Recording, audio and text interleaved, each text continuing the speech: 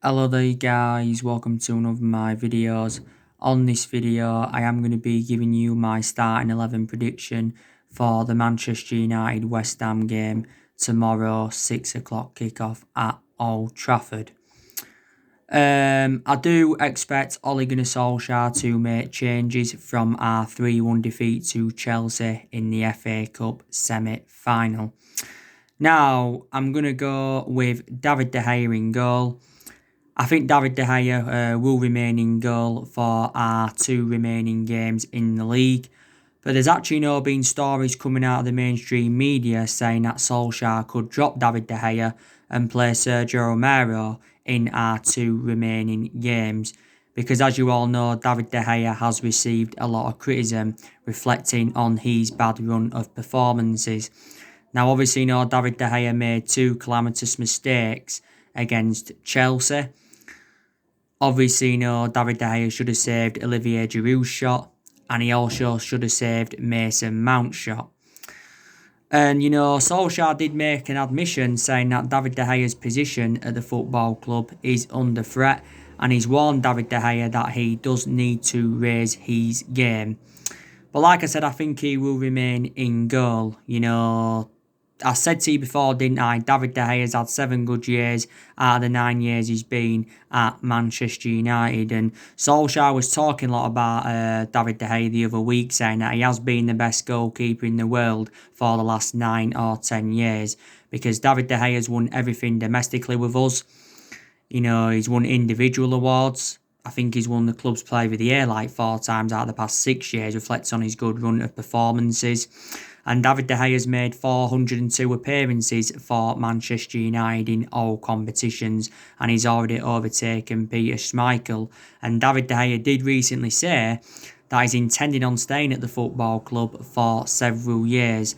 David De Gea has been with us since the Ferguson era. Didn't we pay just over £18 million for him from Atletico Madrid? But if we was to sell him, in the summer transfer window, or we was to sell him next year, we'd still get quite a lot more than the 18 odd million pounds that we paid for him from Atletico Madrid. Don't forget, David De Gea is on 375 grand a week, so he's the highest paid goalkeeper in the world, and he's the highest paid at the football club. But I think it is now time to drop him. So if Solskjaer went with Romero, that would be the right decision. Solskjaer should have started Romero against Chelsea, because Romero, usually plays in our FA Cup games. But he decided to go with De Gea instead against Chelsea, and that was his first appearance in the FA Cup since the final back in 2018 when we did lose 1-0 to Chelsea. But possibly anyway next season, Dean Henderson could become our number 1 goalkeeper. But yeah, so I think, we're going to stick with David De Gea. And there's also a lot of United fans saying that Romero needs to start playing the Europa League games and De Gea should be dropped for the Europa League games. So there you go. I think we're going to go with Aaron Wan-Bissaka at right back. Obviously, Aaron Wan-Bissaka is our first choice right back. I think he's enjoyed a very, very good season for Manchester United as Aaron Wan-Bissaka. We got him for, £45 million from Crystal Palace last summer. In quite a few of the games since the resumption of the season, we've started to see more of the attacking side of his game, and his defensive contributions are always been very good. But I think in the last few games, Aaron Wan-Bissaka's looked a bit fatigued, hasn't really created anything. He's got in some good positions in that, but just hasn't really produced anything, Aaron Wan-Bissaka. But I don't think we're going to drop him in this game against West Ham. I think we're going to start him because I think the only other right back we've got is Diego Dalot. I think we're going to go with Lindelof and Harry Maguire at the back. As you all know, Eric Bailly is not available. Solskjaer has confirmed this in his press conference. Eric Bailly did sustain a head injury against Chelsea. He collided heads with Zuma. Then moments later collided heads with Harry Maguire. And we thought it was very severe at the first, but it turns out now his injury is not that severe because it's been confirmed that he's been discharged from hospital. But Solskjaer said that he's been in London, he's remained in London for all his checks. But maybe if Bailly would have been available, then maybe Bailly would have played ahead of Victor Lindelof. But yeah, it will be Lindelof alongside Harry Maguire. I haven't been impressed with Lindelof recently, to be honest with you. You know, he was accountable for Olivier Giroud's first goal against Chelsea. He's also made quite a few other mistakes as Victor Lindelof. And he's not a world-class centre-half. I don't think we'd consider selling him and that. I still think he is a good centre-half because he's had quite a few good games for Manchester United. You know, Lindelof's been with us since 2017, so this has now been his third season at the football club. Harry Maguire, you know, he obviously, you know, got the own goal against Chelsea that wrapped things up. Harry Maguire recently as well has been making a hell of a lot of mistakes. You know, this has been Harry Maguire's first season at Manchester United. You know, he's had some good games and he's also had some bad games. We paid £80 million for him from Leicester last summer. So he's the most expensive centre-half in the world. And he's the second most expensive signing at the football club. So we'll go with them at the back. I think we're going to go with Luke Shaw at left back because I think Luke Shaw is going to be available now. Luke Shaw has missed our last 2 games because he has been out with an ankle injury. Obviously, you know, Luke Shaw wasn't available against Chelsea, so Brandon Williams, obviously, you know, played against Chelsea. You know, Williams, you know, did make that bad mistake that led to Mason Mount's second goal. Williams enjoyed a very, very poor game against Chelsea, but I think, you know, Luke Shaw is going to start at left back because obviously, you know, Luke Shaw is our first choice left back. You know, my only element of concern about Luke Shaw is that he's injury prone. You know, this has now been Luke Shaw's 6th season at Man United. He missed the first part of the season, don't forget, with injury. So yeah, we'll go with Luke Shaw. In the midfield, I think we're going to go with Pogba and McTominay. As you all know, Pogba and McTominay didn't start the game against Chelsea, but Pogba did come on as a substitute. McTominay played no part. More or less, I've been very, very happy with Paul Pogba since the resumption of the season. I think he's made a fantastic impact. But in the last few games, you know, Paul Pogba has looked a bit off the pace. But I still think his combination with Bruno Fernandes in our midfield has been very, very good. And I think that partnership between Paul Pogba and Bruno Fernandes is probably one of the best partnerships in the Premier League. Paul Pogba has 1 goal this season. He did score in the 3-0 win against Aston Villa. You know, and that was his first goal since April 2019, Paul Pogba's. Like I said, I didn't really have a perception on him earlier on in the season because he was out with that ankle injury. Pogba's sustained quite a few injuries as a Manchester United player. You know the news regarding his contractual situation because Fabrizio Romano came out and said that Man United tried to extend Pogba's contract and Pogba's agent Mino Raiola is waiting for the offer. It came out last week saying that Paul Pogba was close to signing a 5-year contract with Man United, but the contract extension could be announced at the end of the season. If he does sign a 5-year contract, it'll keep him here until 2025. But if he signs a new long-term contract in general, it will end the uncertainty over his future. As it stands at the moment, Pogba's just got under a year left on his Man United contract, but there's an option of a further year. Like I said, at one point he was looking very imminent he was going to leave because, you know, last summer he was heavily linked to a move to Real Madrid. There was a lot of narratives about him possibly going back to Juventus. You know, Pogba did endure 4 good years with Juventus. And he was linked with PSG and Barcelona before was Paul Pogba. You know, he's our most expensive signing because we did pay £89 million for him. So yeah, like I said, I think he'll start. McTominay, I don't think he was good against Crystal Palace. That was his first start for the club since the resumption of the season. But I still think overall McTominay's had a very, very good season for Man United. I think he's definitely the foreseeable future for the club. You know, McTominay, you know, don't forget, was injured earlier on in the season. But I think we'll go with Pogba and McTominay in that midfield. Maybe we won't. Maybe, you know, we'll go with Fred and Pogba. Maybe we'll go with Fred and Matic. I don't think that's going to happen, no. Obviously, you know, Bruno Fernandes in the number 10. You know, like I said in the last few games, Bruno Fernandes hasn't really been at it. He's looked a bit off the pace and he's lacked composure, and that's unusual of Bruno Fernandes. But Bruno Fernandes still has 9 goals for Manchester United since his arrival from Sporting Lisbon in January, and Bruno Fernandes has definitely made the difference in the team. Don't forget he became the first Manchester United player to win Player of the Month back-to-back for the first time since Cristiano Ronaldo, you know. But like I said, I've still been very, very impressed with him. I think we'll put Marcus Rashford on the left. Like I said, Rashford didn't start against Chelsea, but Rashford did start against Chelsea, should I say. And, Rashford didn't really do much against Chelsea. He didn't really get that service, did he, Marcus Rashford? Didn't get enough service. He had that great chance in the second half when it just went wide. Rashford was a big miss for us early on in the season because he was out with that back injury. But definitely Rashford's a foreseeable future for Man United. I think Rashford's got 22 goals now for us in all competitions this season. Yeah, sorry, he did start against Chelsea, my mistake. On the right-hand side, we're going to go with Mason Greenwood. Mason Greenwood didn't start against Chelsea, and he should have started against Chelsea. Mason Greenwood's been in good form this season. Greenwood's got 16 goals for Manchester United in all competitions this season. And Solskjaer's been talking a lot about him recently, saying that he's undroppable and he's ready to play for England at senior level. But last couple of games, Greenwood's looked a bit off the pace. But don't forget, he recently had that ankle injury, did Mason Greenwood, and I think he's only the age of 18.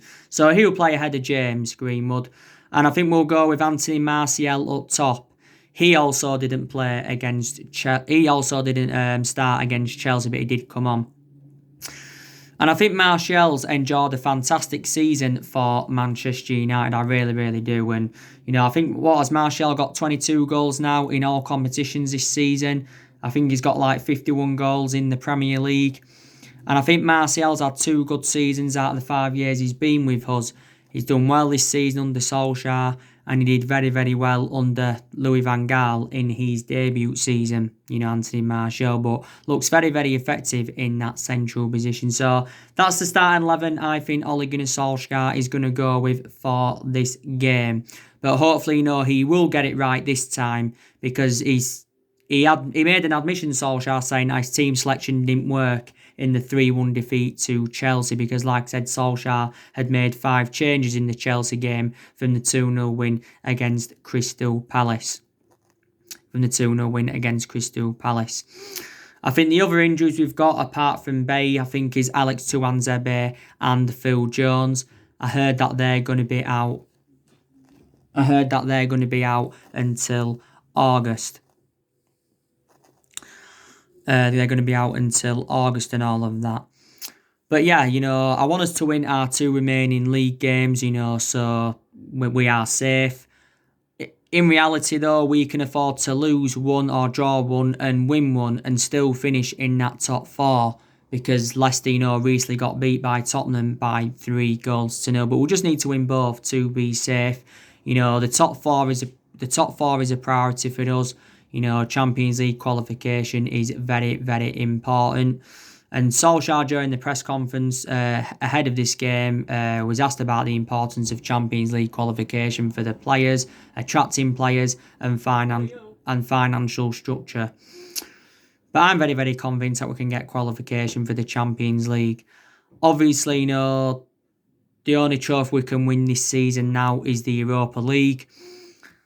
Hopefully, that we do win the Europa League, because that'd be our first trophy under Solskjaer. And plus, we'd get automatic qualification for the Champions League if we won the Europa League. And I think we are emerged as one of the favourites to win the Europa League and all of that. But yeah, it won't be an easy game against West Ham. David Moyes reuniting with Manchester United. Like I said, David Moyes, former Manchester United manager. I think he enjoyed us at 8 or 9 months with us. Obviously, didn't work out under him. We finished 7th in David Moyes' when we had David Moyes. I think that's the lowest we've finished in the Premier League era. But Ferguson was ever at the fault for ever recommended him in the first place. But the main explanation Ferguson recommended Moyes in is because there was both Scottish and that. David Moyes has been talking. He says, that he was treated differently at Manchester United, and he says the difference between himself and Solskjaer is that Solskjaer has been given time at Manchester United. Like I've said on a recent video to my reaction to Solskjaer's press conference, Solskjaer was asked about David Moyes, and Solskjaer said that David Moyes has done, a good, fantastic job at West Ham. This is his second spell at West Ham. And he said, West Ham have been in a good vein of form recently. They had a good result against Norwich 4-0. They beat Chelsea, don't forget. They also beaten Watford. I think West Ham are more or less safe now because they are sitting 15th in the Premier League. So they are more or less safe. So really, West Ham have nothing to play for. They have got some good players in their team. I think one of their best players is probably Lanzini. That Sebastian Hall has made a fantastic impact for them since his arrival from Frankfurt. They also got Jack Wilshere and Felipe Anderson.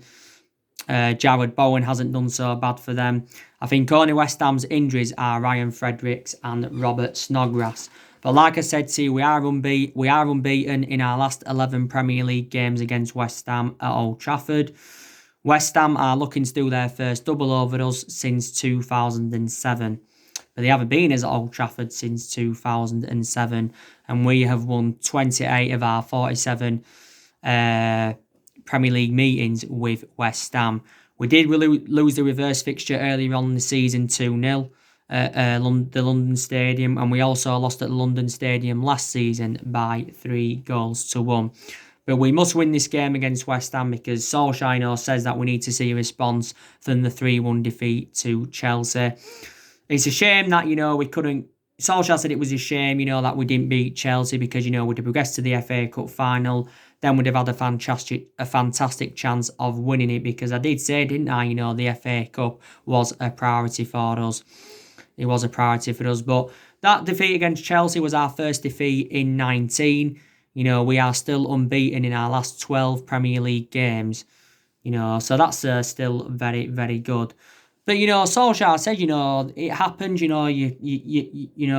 it's only one loss. We've obviously, lost to big teams in the past. But, we've had an absolutely fantastic record against Chelsea since Solskjaer came in, That was our first defeat to Chelsea under the Solskjaer era. But we've actually, beaten Chelsea 3 times this season and all of that, as you already know. But like I said, Solskjaer has got big tests. And, one of his biggest tests is the summer transfer window because it's going to be interesting to see who Ole Gunnar Solskjaer recommends in the summer transfer window. It's also going to be interesting to see who he gets rid of in the summer transfer window. And one of his biggest tests is next season because we know that Ole Gunnar Solskjaer is going to be Manchester United manager next season. Even if we don't get qualification for the Champions League and even if we didn't win the Europa League, I still think he'd be Man United manager next season. Solskjaer knows next season he will have bigger expectations to exceed. Because I think next season our expectations will be to challenge for the Premier League title.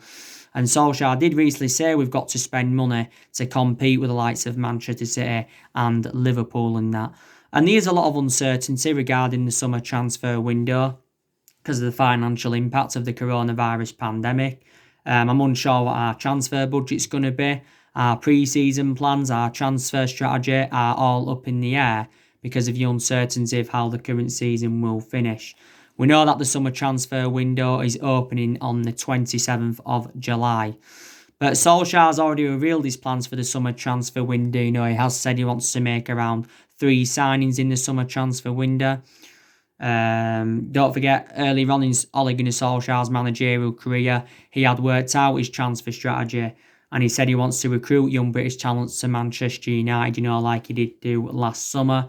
Because 3 of the 5 players that he has brought in so far are British and all of that.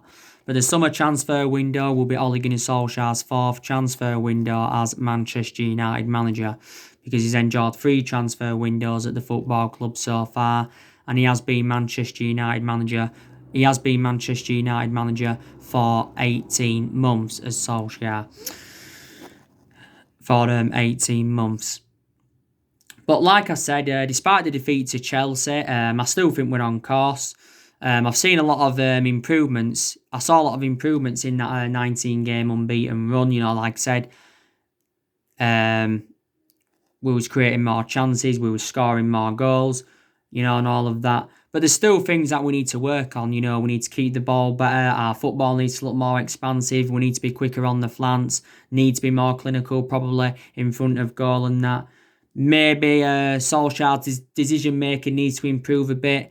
But I thought in that 19-game unbeaten run, his decision making, was very, very good, because earlier on in the season, Solskjaer was making a lot of wrong decisions, and he didn't really have a plan A, or he didn't really have a plan B. Solskjaer more or less has given everybody their chances to express themselves, including the young players. To be fair to Solskjaer, though, he has promoted the youth very, very well this season. Like I said, our record against the top 6 sides this season's been very, very good. Solskjaer's got rid of a lot of the deadwood since he got recommended in to Manchester United. Obviously, there's players at the football club that are finding game time very, very difficult. Delors, he's finding game time very, very difficult. I don't think Delors good enough to represent Manchester United. I also believe that Lingard's finding game time hard. So I'm surprised he played no part against Chelsea, because I know he's a bad player, but he's got a good reputation at Wembley. James Garner, he's finding game time hard. Tahith Chong, he's also finding game time very, very hard. Andres Pereira, he's finding game time very, very difficult. So, yeah. So there's still deadwood in the squad that we need to get rid of in the summer transfer window. I think I heard recently that we've put like 6 players up for sale. But like I said, Solskjaer's got a goalkeeping decision to make on David De Gea and all of that. Probably got a few other decisions to make. He's, like I said, we're still facing a dilemma regarding the contracts. We have got around 8 players' contracts that do expire next year, and Solskjaer's got to make a decision on those 8 players. But earlier on in the season, we was very, very inconsistent. Earlier on in the season, we'd enjoyed our worst start to a Premier League season for 30 years. And Solskjaer knew then he was under serious pressure at the football club. I already given you the main explanations why Solskjaer didn't get sacked as Manchester United manager, is because of the signing of Bruno Fernandes. With Solskjaer being a club legend, that also plays a part in it as well, because he was a great player for the football club for 11 years, flourished under Ferguson's guidance. I think, that 19-game unbeaten run played a part in it, but we are still unbeaten in our last 12 league games, don't forget. So this is why I didn't get sacked as Manchester United manager. And we've already sacked 3 managers since the Alex Ferguson era. And, we haven't really got the structure to keep sacking managers. We sacked Moyes after 9 months, was it? We sacked Van Gaal after 2 years. And we sacked Jose Mourinho after 2.5 years and all of that. And, we know how important silverware is for Man United, because we've won a hell of a lot of it. Won 38 major honours under Ferguson, including 13 Premier Leagues. I think in total, we've won around 45 trophies. We've only won 3 trophies since Ferguson left, and that was the FA Cup under Van Gaal and the Europa League and the League Cup under Jose Mourinho and all of that. But there you go. On my next video, I'm going to be giving you some news on Sancho, because a bit more additional information's updated about him. Going to give you some news on Dean Henderson, and then I'm going to give you some news on Alexis Sanchez. That video will be coming up tonight. So anyway, guys, that's everything to update today. Drop your comments, likes below on the channel. If you do, consider subscribe as always, and take care. God bless. See you all again very, very soon.